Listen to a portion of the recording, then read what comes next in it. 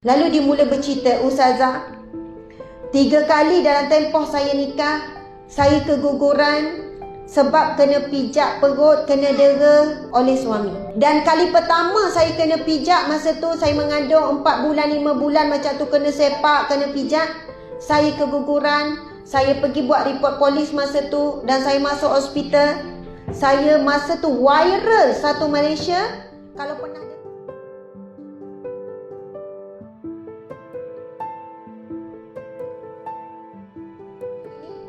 ada seorang isteri datang jumpa saya dulu, pun rencana rumah tangga kan. Dah nikah hampir 30 tahun, datang nak mahu fasah. Bila jumpa depan saya, biasalah kita ni kan. Pertama kita akan tanya, puan kenapa, dah tak boleh sabar ke? Puan dah nikah 30 tahun, anak dah 8 orang, bagi fikiran kita takkanlah tak bahagia langsung. Puan pun cikgu, dia cikgu, ada degree. Kan anak-anak pun dah besar ha. Puan tak boleh bertahan saja demi anak-anak. Dia terus menangis. Ustazah, saya bertahan kerana anak-anak lah sampai hari ni saya boleh kahwin 30 tahun. Dan hari ini saya buat keputusan ni pun demi anak-anak. Saya kata, kenapa puan, suami nak nikah lain lagi ke? Biasa kita ni fikir-fikir macam tu lah. Mungkin kadang perempuan ni 30 tahun boleh sabar, tapi bila start suami tu buat perangai melibatkan perempuan lain, dia mula hilang kesabarannya. Lalu dia mula bercerita, Ustazah, 3 kali dalam tempoh saya nikah, saya keguguran sebab kena pijak perut, kena dera oleh suami. Dan kali pertama saya kena pijak, masa tu saya mengandung 4 bulan, 5 bulan macam tu, kena sepak, kena pijak. Saya keguguran. Saya pergi buat report polis masa tu dan saya masuk hospital. Saya masa tu viral satu Malaysia. Kalau pernah dengar kisah seorang wanita gugur kena sepak terajar dengan suami, dia kata itu cerita saya, Ustazah, keluar dalam surat khabar. Masa tu telefon tak ada lagi, tapi surat khabar keluar, berita ada keluar. Dan orang terdekat tahu itu saya malu, Ustazah. Tapi selepas itu ada 2 kali lagi saya mengandung dan saya gugur sebab kena sepak, kena terajang, kena pijak. Tapi saya dah tak buat report lagi. Sebab saya trauma bila orang tahu kisah rumah tangga saya. Tak tahu macam mana cerita tu bocor. Lepas tu dia cerita lagi, Ustazah, biasa kalau suami saya nak marah, dia jiru saya dengan minyak gas tu kan. Lepas tu dia ugut dengan api, dia nak bakar saya hidup-hidup. Kalaulah ada benda yang tak kena, saya kena tidur depan rumah Ustazah tanpa saya sempat ambil tudung, ambil apa. Jiran-jiran lalu saya tidur kesejukan. Pagi besok baru dibuka pintu. Saya duduk tercongok hujung-hujung. Dan biasa Ustazah, saya ni kadang-kadang kena heret dengan rambut. Rambut heret, kepala ni heret-heret, turun tangga, jatuh-jatuh, dia terik lah. Bab maki hamun, sepak terajang, semua saya dah tempuh. Saya tak tahu macam mana suami saya satu hari tak akan terlepas daripada saya kena pukul sepak terajang. Lepas tu saya selit juga tanya, macam mana boleh 8 orang anak? Tak. Dia kata, Ustazah, penyiasaan penderaan seksual. Dia buat dalam keadaan kasar dan keadaan teruk. Lepas tu saya tanya, macam mana dengan anak-anak? Cikgu, macam mana dengan anak-anak? Saya memang tengok dia kurus, wajah dia macam terseksa. Ustazah, anak saya separuh perlu dapat rawatan psikiatri, rawatan sakit jiwa, sakit mental, terpaksa makan ubat sebab daripada kecil melihat ibunya didera dengan dahsyat oleh ayahnya. Dan Ustazah, ada anak-anak saya juga ikut ayah dia maki hamun saya, boleh pukul sepak terajang saya juga, Ustazah. Dan hari ini saya minta fasah, bukan saya tidak redha dengan ujian Allah. Dan bukan sebab saya dah tak boleh sabar, Ustazah. Dan bukan sebab saya putus asa dengan rahmat Allah. Saya berdoa dengan Allah 30 tahun, Ustazah, supaya Allah ubah suami saya. Allah beri saya bahagia dan rumah tangga kalau suami saya berubah. Saya tak minta lebih, Ustazah. Suami kerja pangkat tinggi, pegawai kanan kerajaan, pangkat tinggi. Dikata Ustazah, suami saya pangkat tinggi. Orang takkan percaya suami saya begini. Di luar kepimpinan dia hebat, dia orang yang dihormati, di pejabat dia bos, tapi di rumah dia bertukar watak. Saya tanya dia, apa kekuatan puan boleh bertahan?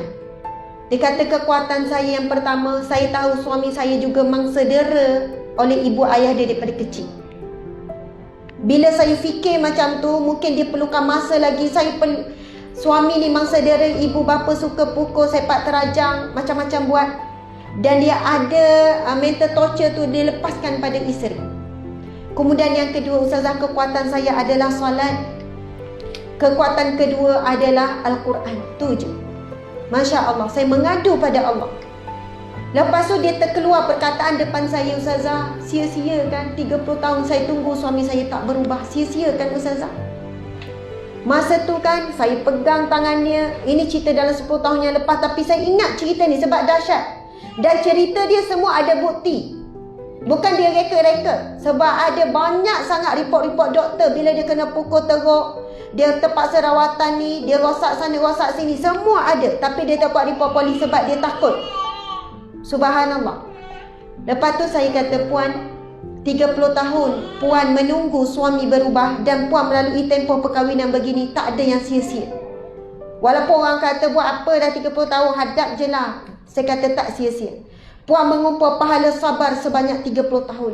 Puan mengumpul pahala doa selama 30 tahun. 30 tahun kan Puan berdoa supaya berubah, ya. Dan Ustazah, suami tak berubah Ustazah.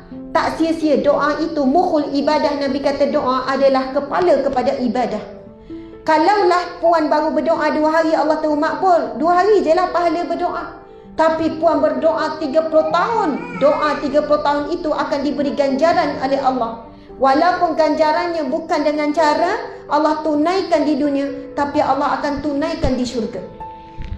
Allah berfirman, saya baca firman Allah depan dia. Saya kata, Puan, saya tanya dia satu soalan, dan tolong tanya soalan ini pada kita setiap kali kita diuji oleh Allah. Saya ingat saya tanya soalan ni pada dia. Saya pegang tangan, masa ni tak ada COVID lah, 10 tahun lepas boleh pegang tangan. Saya kata, Puan, kalau Puan lalui 30 tahun ni dan Allah beri syurga kepada Puan, apa yang Puan nak katakan pada saya saat ni? Dia pun tengok mata saya menangis. Dia kata, Ustazah, betul ke saya dapat syurga Ustazah? Dapat ke syurga Allah Ustazah? Anak-anak saya jadi mangsa, saya bukan ibu yang baik, saya kemurungan. Ustazah, dapat ke syurga Allah? Saya kata, ini bukan janji saya, tapi Allah berfirman di dalam Al-Quran, innama yuwaffas sabiruna ajrahum bighairi hisab. Sesungguhnya Allah akan mencukupkan pahala sabar tanpa batas. Dan Allah berfirman lagi, innallaha ma'as sabirin. Allah sentiasa bersama dengan orang yang sabar. Dan Allah berfirman lagi, salamun alaikum bima sabartum. Salam sejahtera ke atas kamu disebabkan sabar kamu di dunia dahulu. Dan firman Allah tersebut, Allah berfirman, saya selalu ulang ayat ni. Allah sebut apa? Apabila masuk orang-orang yang diuji hidup di dunia dahulu, lalu dia masuk ke dalam syurga, berdirilah para malaikat di setiap penjuru syurga lalu mengucapkan, Allah dan para malaikat mengucapkan, salamun alaikum bima sabartum. Salam sejahtera ke atas kamu disebabkan sabar kamu di dunia dahulu. Lepas tu dia kesat air mata dia kesat. Dia duduk tegak, dia kata, Ustazah, andainya benar saya dapat syurga Allah, saya redha Ustazah. Saya maafkan suami saya apa yang dia buat daripada sejak awal kahwin sampai sekarang. Tuan-puan, bukan 3 hari kena dera, bukan 30 hari, bukan 3 bulan, 30 tahun. Dia boleh sebut depan saya maafkan dia kerana Allah. Saya redha Ustazah. Tetapi hari ini saya tetap meneruskan untuk fasah. Bukan sebab saya dah berputus asa, tapi saya sudah tidak mampu menampung. Umur saya dah 55 ni, tak mampu lagi dah saya nak tampung sepak terajang. Dan saya dah nak melalui saat hidup yang tenang. Saya nak beribadah dengan tenang. Dan masa tu saya bantu dia dapat fasah. Akhirnya dia dapat fasah. Isi borang, buat macam ni. Saya kata, cikgu tak perlu pun nak dapat lawyer apa, cukup lengkap. Bantu, kemudian saya tahu dia datang, dia jumpa dengan wajah yang lebih tenang. Mudah-mudahan Puan akan dapat kebahagiaan dunia dan akhirat. Subhanallah. Dia kata, Ustaz, saya tak pernah benci. Dan mungkin Allah takdirkan saya dapat suami begitu. Itulah bayaran yang perlu saya lalui untuk saya dapat syurga Allah. Dan saya tak pernah benci. Dia tak pernah benci suami dia. Allahu Akbar. Tuan-puan muslimin muslimat sekalian, Sebab itu Islam ada jalan keluar dalam masalah begini. Dia tak perlu tunggu 30 tahun sebenarnya.